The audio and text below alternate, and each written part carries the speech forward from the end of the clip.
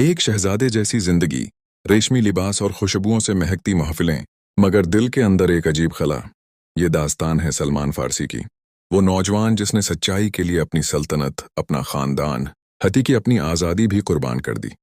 फारिस की सरजमीन पर इनके वालिद कबीले के सरदार थे और सलमान को मुकद्दस आग की हिफाजत पर मुकर्रर किया गया था। वो मजूसी इबादत गुजार थे, लेकिन अल्लाह ने उनके दिल में हक की चंगारी रख दी थी।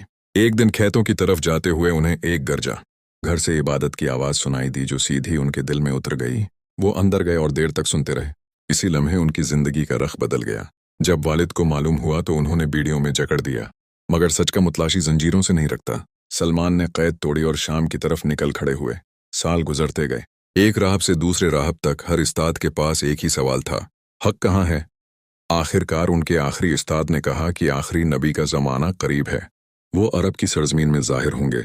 वो तहफ़ा कबूल करेंगे मगर सिदका नहीं, और उनके कुंधों के दरमियान मेहर नबूत होगी।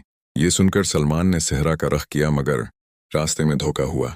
उन्हें गुलाम बनाकर बेच दिया गया और वो मदीना में एक यहूदी के गुलाम बन गए। तपती धूप, खजूरों के बागात और सख्त मशक्क़त के बावजूद उनके दिल में उम्मीद जिंदा थी। फिर एक दिन खबर आई कि मक्का से एक अजीम हस्ती मदीना तशरीफ ला चुकी है। वो हस्ती जिनका जिक्र आसमानी किताबों में था, मोहम्मद। सलमान का दिल बेकाबू हो गया। उन्होंने पहले सदका पेश किया तो कबूल ना हुआ, फिर तहफ़ा दिया तो कबूल कर लिया गया। अब सिर्फ एक निशानी बाकी थी। जब उन्होंने मोहर नबूत देखी तो उनकी आंखों से आंसू जारी हो गए।